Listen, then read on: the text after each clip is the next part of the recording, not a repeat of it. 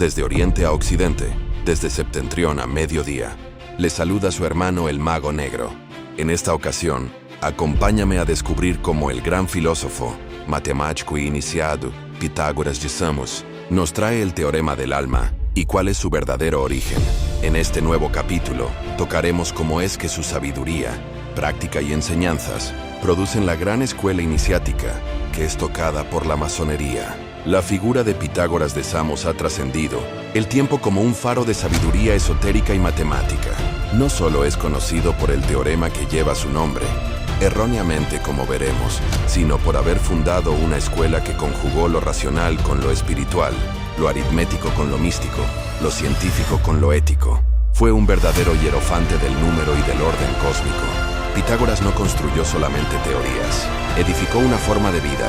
Su escuela fue semillero de una visión del mundo donde el número era divino, la música era teología en vibración, y el alma humana podía elevarse por medio del conocimiento, la disciplina y la armonía. Este pensamiento pitagórico, a pesar de los siglos, sigue vivo en las estructuras simbólicas y espirituales de la masonería, una orden que también busca tallar al hombre interior con herramientas del alma y de la razón. En este sentido, Pitágoras no es solo una figura histórica, sino un arquetipo, el del sabio iluminado que desciende a las profundidades del misterio universal para extraer verdades eternas y devolverlas. En forma de enseñanza, geometría y ética viviente, como los grandes iniciados, fue un mediador entre mundos, entre el caos de lo profano y la armonía del cosmos. La masonería, que recoge esta misma misión simbólica, lo considera una figura tutelar en el gran linaje de constructores espirituales. ¿Es realmente Pitágoras, el sabio entre la historia y el mito? Pitágoras nació alrededor del 569 a.C., en la isla de Samos, en el mar Egeo. Desde joven demostró una sed insaciable de conocimiento.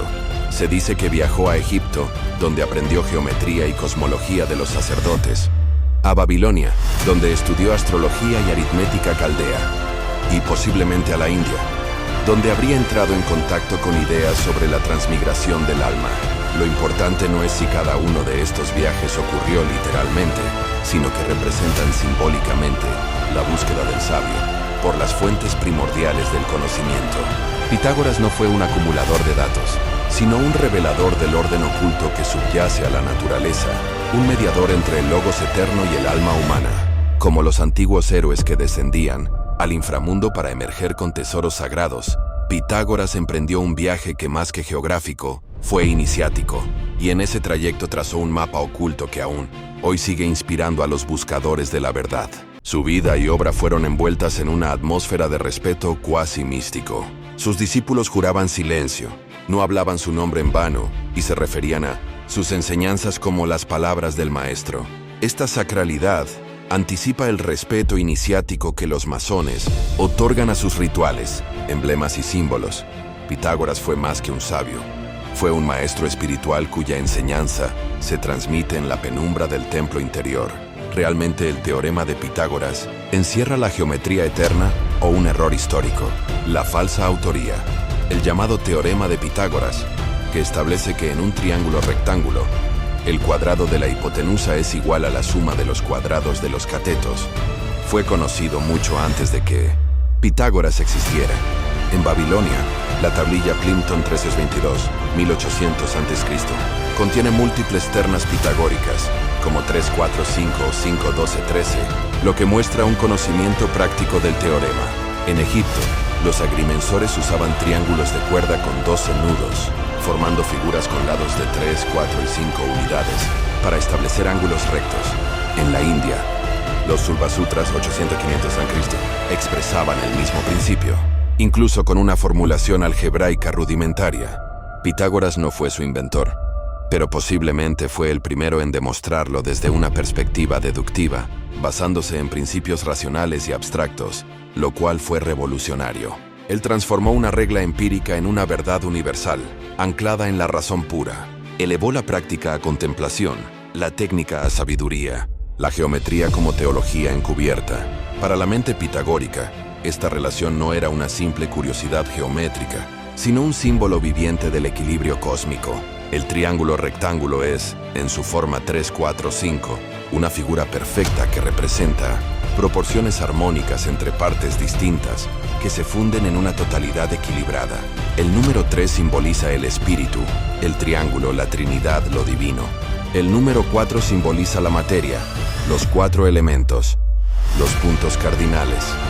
El número 5 es el hombre reconciliado, la suma de espíritu y materia.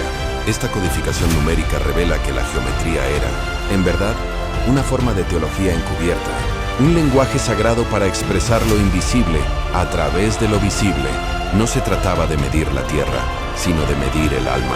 La masonería recoge esta visión al utilizar el triángulo, la escuadra y el compás como emblemas del alma en su proceso de rectificación y elevación. La geometría para ambas tradiciones es una vía simbólica hacia la verdad.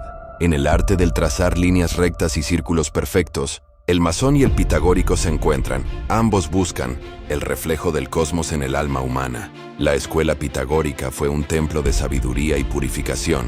Fue una escuela fundada por Pitágoras en Crota. Fue de carácter iniciático. Su estructura estaba cuidadosamente jerarquizada, con grados de acceso al conocimiento, según la preparación espiritual y moral del aspirante. Sus miembros vivían en comunidad, seguían normas estrictas de vida, como el vegetarianismo, el ascetismo y el silencio ritual, y se sometían a una formación ética, intelectual y metafísica.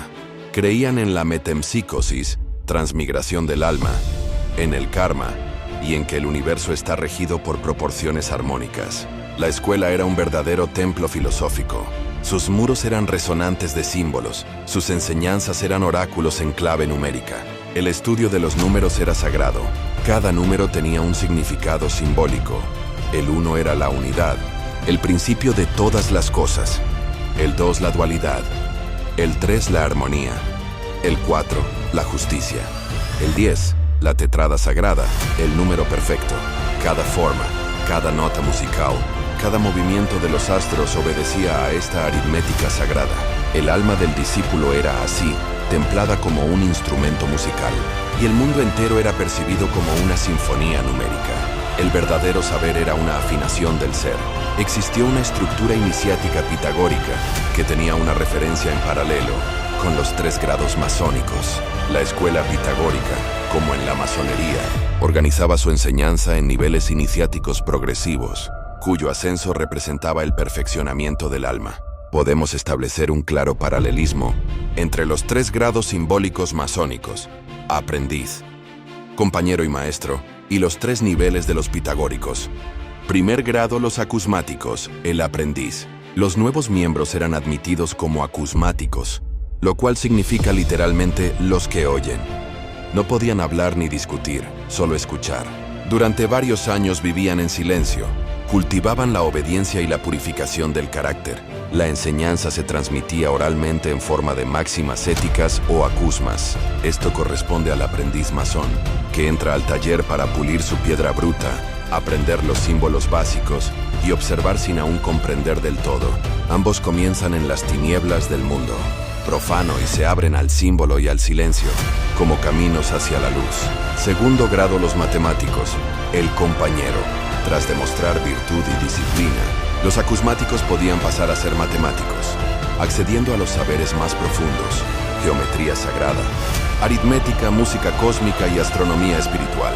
Este grado se vincula con el compañero masón, quien ya ha penetrado en los misterios de la naturaleza y el arte, y busca dominar las leyes del universo a través del estudio y la meditación. Es el grado del conocimiento operativo, de la armonía de la razón y la intuición. El masón, como el pitagórico, se convierte en arquitecto de su realidad interior. Tercer grado, los filósofos e iniciados superiores. El maestro. En niveles superiores, algunos eran considerados iniciados plenos, conocedores de los misterios del alma, del retorno cíclico de las vidas, de la estructura metafísica del cosmos. Ya no buscaban saber sino ser.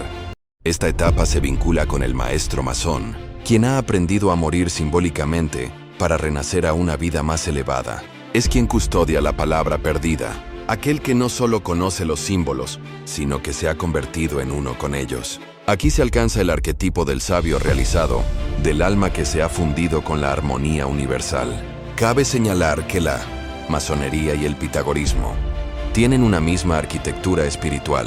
Los vínculos entre la masonería y el pensamiento pitagórico son profundos y múltiples. Por ejemplo, el número como símbolo iniciático. Para ambos sistemas el número no es cuantitativo, sino cualitativo y simbólico.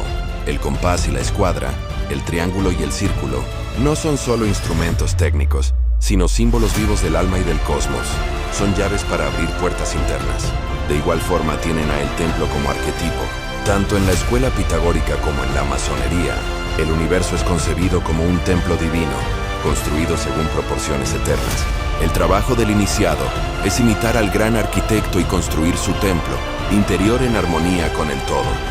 Lo que está arriba refleja lo que está abajo. Las dos escuelas comparten el secreto y el silencio.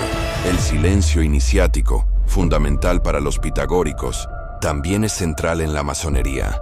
No por ocultismo, sino porque la verdad profunda no puede ser transmitida con palabras, solo sugerida por símbolos y realizada interiormente. El silencio es el lenguaje de los sabios. Y por último, las dos tienen a la fraternidad. Ambas tradiciones fundan comunidades de hermanos unidos por un ideal superior. No se trata solo de estudiar, sino de vivir conforme a principios éticos, morales y metafísicos que transforman al ser. En ambos casos, el conocimiento sin virtud está incompleto, este eco eterno de la sabiduría pitagórica. Pitágoras no fue simplemente el autor de un teorema geométrico, fue un constructor del alma, un arquitecto de ideas sagradas, un iniciador en los misterios del número y de la existencia. Si su nombre permanece unido a un teorema, es porque su visión matemática del mundo transformó ese teorema en un símbolo universal del equilibrio y la perfección. La masonería ha heredado no solo sus símbolos, sino su espíritu, el amor por la proporción, el cultivo del alma, el trabajo moral, el ascenso por grados y el respeto profundo por el silencio, el símbolo y la verdad interior. En cada templo masónico donde se estudia la geometría, se cultiva la virtud y se honra la sabiduría. Pitágoras sigue hablando no con palabras, sino con la música muda de los números y las formas sagradas que construyen el alma del iniciado. Porque en la armonía de un triángulo, en la vibración de una cuerda o en el trazo de una escuadra, aún se escucha el eco del maestro. ¿Y tú? ¿Has comprendido la importancia del silencio y la guía del símbolo? Hasta la próxima entrega de El Mago Negro.